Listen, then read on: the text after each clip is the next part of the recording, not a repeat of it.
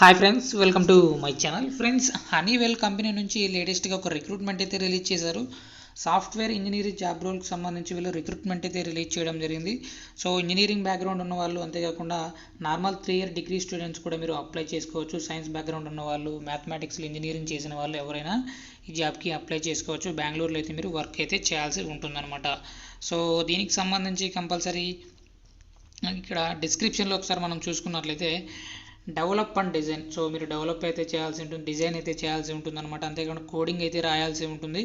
So websites కానీ applications కానీ మీరు ఎప్పటికప్పుడు డెవలప్ అయితే చేస్తూ ఉండటమే ఇక్కడ మీ వర్క్ అనమాట.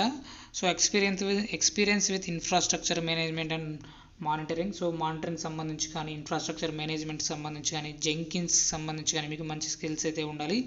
Strong knowledge of DevOps, so DevOps platforming tooling సంబంధించి మీకు స్కిల్స్ అయితే ఉండాలి. అజ్యూర్ కానీ, సో ఇలా సాఫ్ట్వేర్ రిలేటెడ్ మీరు చాలా వరకు మంచి స్కిల్స్ అయితే ఉండాలన్నమాట. Working knowledge of automation service provisioning, so automation సంబంధించి కానీ, scripting knowledge of scripting, so PowerShell కానీ, పైథాన్, సో ఇలాంటి టెక్నాలజీస్ పైన మీకు మంచి స్కిల్స్ అయితే ఉండాలన్నమాట.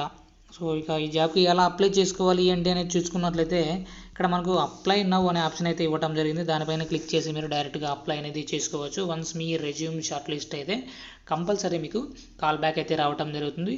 సో ఒక ఇంటర్వ్యూ ద్వారా మిమ్మల్ని సెలెక్ట్ అయితే చేయడం జరుగుతుంది అనమాట. వీడియో నచ్చినట్లయితే తప్పకుండా లైక్ చేయండి. అప్డేట్స్ కోసం ఛానల్ని సబ్స్క్రైబ్ చేసుకోండి. అప్లికేషన్ లింక్ కోసం డిస్క్రిప్షన్లో అయితే చెక్ చేసుకోండి. Thank you.